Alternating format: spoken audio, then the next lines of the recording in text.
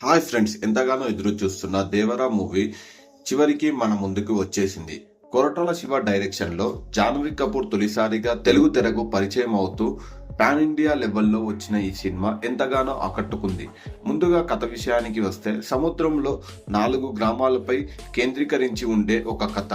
అక్రమ మారణాయుధాల మార్గంలో ఎలాంటి ప్రమాదాలు ఎదురవుతాయి, దేవర ప్రార్థ ఈ కథలో ఎంత ప్రాధాన్యత ఉంది, ఇందులో జరిగిన కీలక పరిణామాలు చాలా ఆసక్తికరంగా ఉన్నాయి. ఇక ఎన్టీఆర్ నటన గురించి చెప్పుకోవాలంటే వావ్.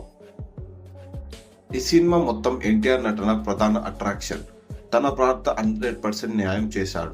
జాహ్నవి కపూర్ తెలుగు తెరపై తన తొలి ప్రదర్శనతోనే ఆకట్టుకునే ప్రయత్నం చేశారు. ఆమె బ్యూటీ, స్మైల్స్ తో పాటు యాక్టింగ్ కూడా బాగుంది. కొరటాల శివ డైరెక్షన్ ఎప్పటిలాగే బాగుంది, కానీ ఆచార్య తర్వాత కొంచెం నిరాశపడ్డాడు అనిపించింది. హైలైట్ విషయానికి వస్తే, అనిరుద్ రవిచందన్ అందించిన మ్యూజిక్, బ్యాక్గ్రౌండ్ స్కోర్ అద్భుతం. ప్రతి సీన్ లో మ్యూజిక్ కాస్త ఎలివేట్ చేసేలా అనిపిస్తుంది. సాంకేతికంగా విషయాల్లో రత్నవేల్ ఫోటోగ్రఫీ నిజంగా అద్భుతం. కొన్ని సన్నివేశాల్లో కూడా రియల్ గా అనిపించాయి, కానీ సెకండ్ హాఫ్ లో కాస్త డ్రాగ్ ఫీలింగ్ కనిపించింది. అలాగే క్లైమాక్స్ కొంతవరకు డిసప్పాయింటింగ్ అనిపించింది.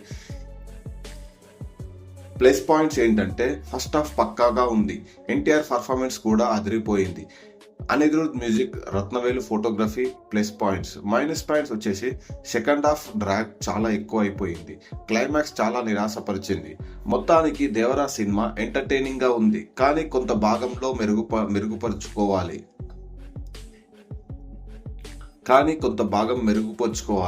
దేవరను దేవుడే కాపాడాలి అని రివ్యూలు చెప్తూ మీకు ఆ సినిమాపై అభిప్రాయాన్ని కామెంట్ రూపంలో తెలియజేయండి.